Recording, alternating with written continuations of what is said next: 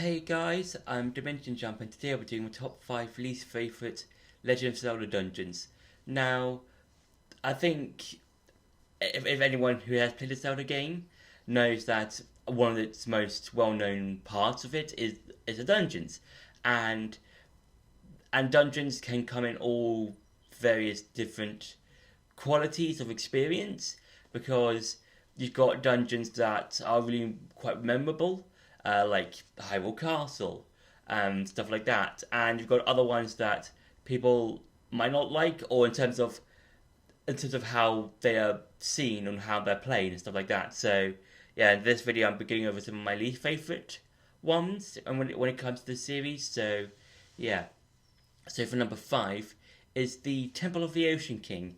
Now, with this dungeon, because this is from Phantom Hourglass, and and this is probably the most infamous dungeon or one of them, because this is like one of the only dungeons in the series where you have to come back to it time and time again. It's kind of like how in Spirit Tracks you go to the Tower of Spirits again and again, but with the Temple of the Ocean King, it's done slightly worse because you have to go through. You have to go through. Not only do you have to go through it again and again and again, but you also have to do the same puzzles again and again and again. And it has been talked to death about how you have to redo the same puzzles.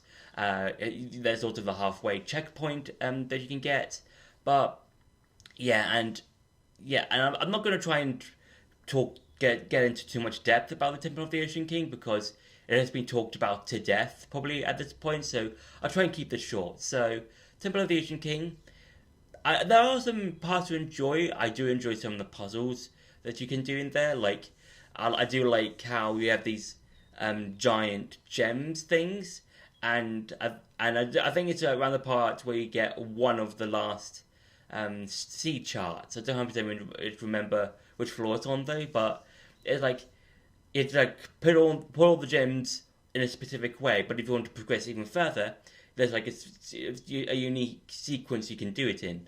So yeah, that's quite cool. I do like the different phantoms as well. I think they're quite cool to like try and sneak past. But again, it's just you just go back to the Temple of the Ocean King again, and it's just like you get an extra minute or an extra 5 minutes every time after you beat a boss or find a sand underneath the sea, and it's just not fun. Not fun at all. At least with the Tower of Spirits, the way you know you can progress even further is by how many of the Tower of Spirit pieces you fix, and you go even higher, and you do new puzzles and stuff like that. So yeah, Temple of the Ocean King, not a really fun dungeon. So yeah.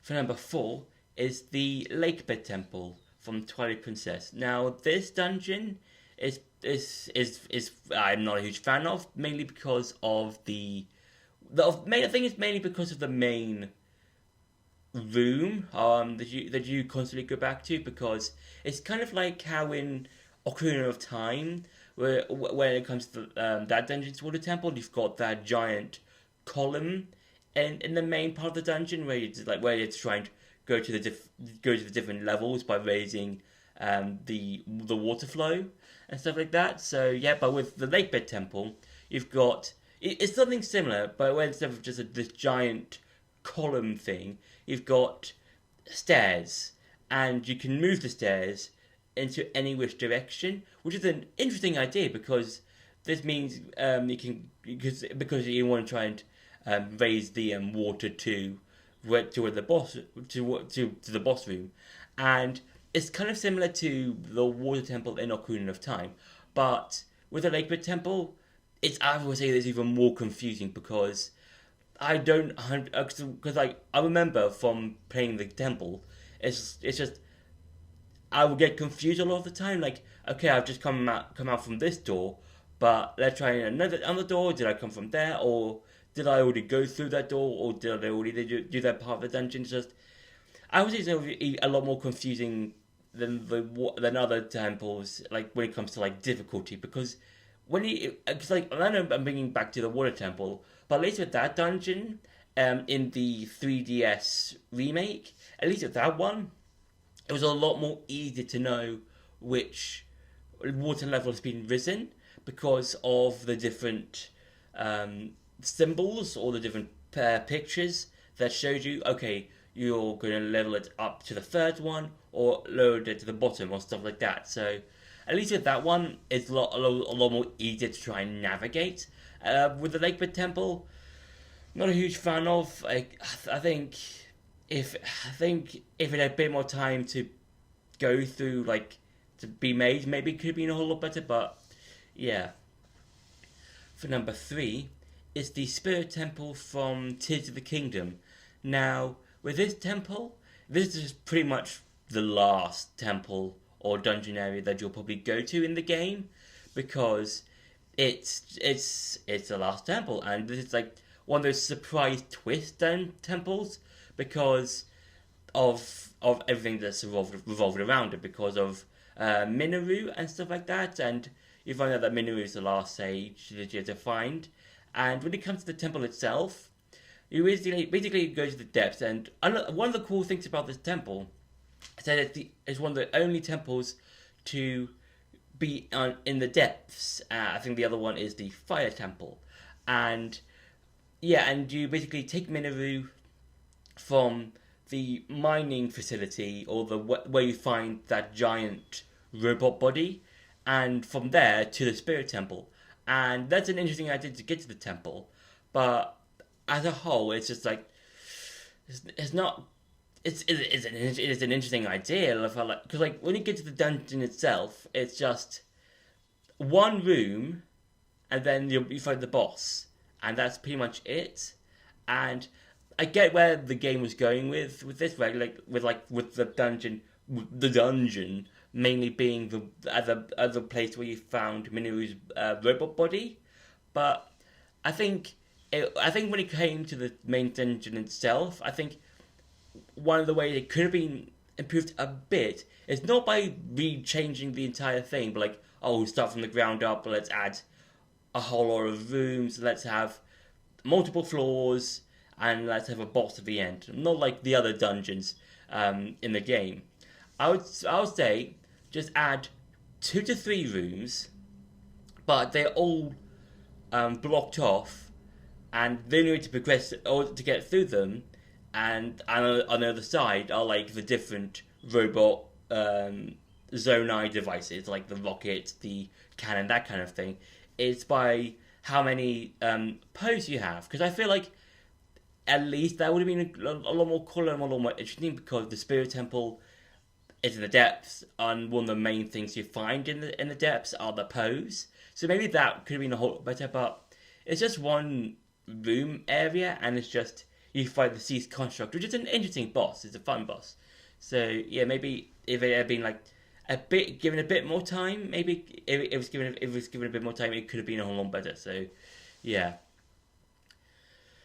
For number 2, it's the Fire Temple from Tears of the Kingdom. Now, with this dungeon, I feel like this is the Water Temple of Tears of the Kingdom, in the sense that it's quite difficult to try and navigate.